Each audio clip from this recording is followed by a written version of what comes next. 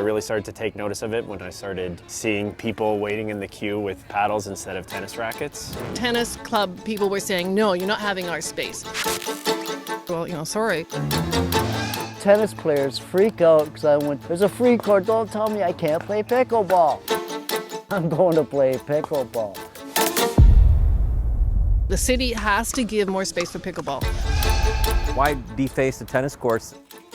It is a big, huge invasion of our space. Pickleballers felt they could just stay on the courts indefinitely. That led to a heated argument. One night, somebody jackhammered a hole right in the middle court, and the courts were shut down.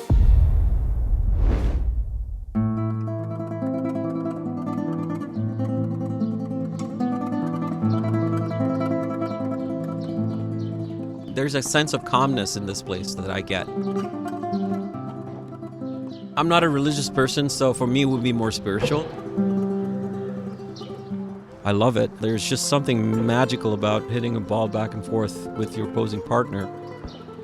It relaxes your mental state. I used to think tennis was elitist until I started playing it. I never felt it was elitist at all. I meet people from all walks of life that can play tennis and are playing tennis. I lost my dad in 2010, and it was a very shocking moment. Coming here allowed me to sort of accept it and move forward with my life. It's a paradise for me. I feel very much relaxed when I'm here. A sense of peace, quiet. I love it.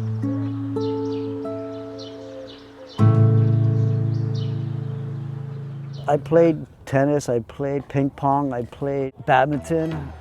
Pickleball's different. This is my addiction now. I can never get enough of it. I don't think about all these drugs. I don't think about booze. I think about this little ball called a pickleball. The sport, it saved my life. Social anxiety. I had that. Couldn't talk to people, couldn't do nothing. This sport, you talk to people. People I met are fantastic. People are coming to say hi to me. I've never had people say, hey, how you doing, Tim? I'm doing good. Thanks for asking. Instead of just sloughing me off like a bad habit. I've been through that my whole life since I was about 15 years old. From a community standpoint, I have experienced making new friends. During the game off, it's a perfect time to just chit-chat with the folks that are here. Pickleball is ideal to meet people. It's a really good bunch of people. Hey, did you get that?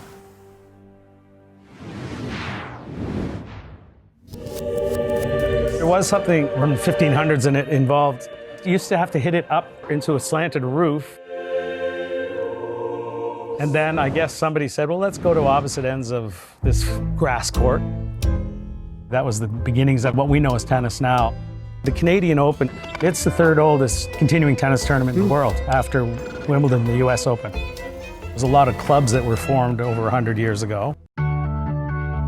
There was a big formation of volunteer-driven community clubs in the 60s. Like-minded tennis fans got together and went to the various municipalities, whether it's in Ottawa, Toronto, Kingston, or wherever, and said, we'd like to form a club.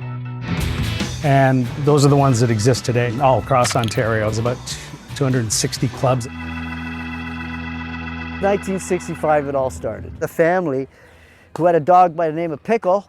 The dog kept chasing the ball, and they said, pickleball. Pickleball, they say, is a combination of tennis, squash, and ping pong. It was invented in 1965 as a children's backyard game. And adults are now flocking to it. I don't get it. You can always use that. I always say you always have Just in the park alone, it's shifted in terms of how busy the whole park has been. People playing tennis or pickleball. It wasn't a game I even knew of at the beginning of the pandemic. We started the association 4 years ago. This is our 4th year. And we have 1,700 members. It's just crazy. There is demand for more and more space. Really, the only way to go is to the tennis courts. If you go out to tennis courts, 30, 40 people playing pickleball and 3 or 4 people playing tennis. Play 2 pickleball courts and 1 tennis court. If the city crew came in and decided to, draw pickleball lines, that would be a big problem for me on a tennis court. You see news clips of these fights happening wherever they have to share space. tennis players against pickleball players. Fastest growing sport in the country. Both are fighting for space. Pickleballers versus tennis players. This is a serious fight. Get off this court! Yeah, Go! Leave the kids alone. Get out It's like court wars. I don't play pickleball. Jake, this is the latest permit.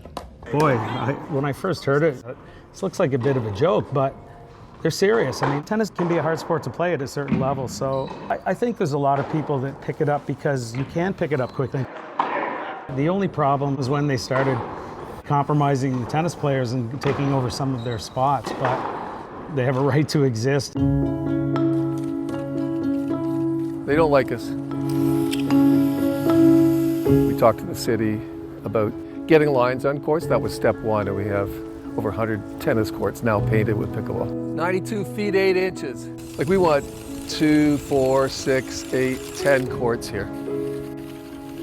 Because of the similarities, they thought it would be fine to go to tennis courts. The municipalities just got a strong lobby from some pickleballers and said, hey, there's these courts down the road a little bit that I never see anybody on. What if we ran them this way? Yeah, from the tennis net. Yeah, I never thought of that. 1, 2, 3, 4. Let's do that. A lot of tennis players initially said, I can't stand this because it's our sport. It's confusing to have multiple lines. And we have had clubs saying, help us. And so that our job is to support tennis, but we're finding a way to live together. Working with the city and trying to get things done, it became a real project for me. From like, say, 100 people to 1,700 people is pretty amazing. So Tennis Net was here, went to the city and said, come on, we play pickleball here all the time. Nobody plays tennis here.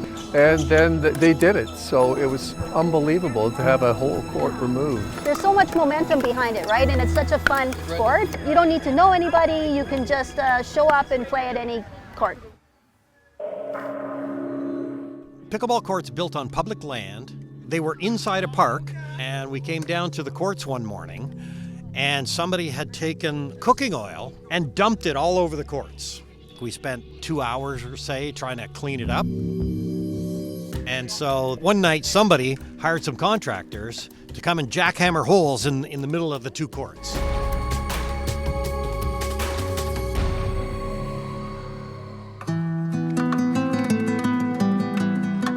I always question what the appeal for pickleball is, especially when you've played tennis for so many years of your life, and we've lost some good players. Tennis has given me this great gift of being able to accelerate my learning curve in another sport, pickleball.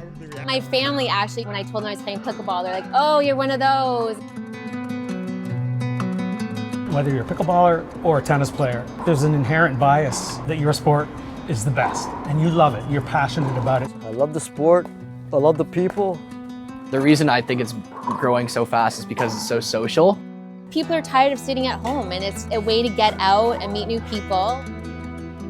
I think it's fair to give some space to the opposite sport and go, you know what, I guess it's okay that you like that sport too. Well, the OTA is all about healthy lifestyle, participation, and so another racket sport does the same thing. I do think that if we plan smart, that we'll be able to accommodate both. I have nothing against pickleball and people who play it, but don't encroach on tennis courts. That's where my problem lies.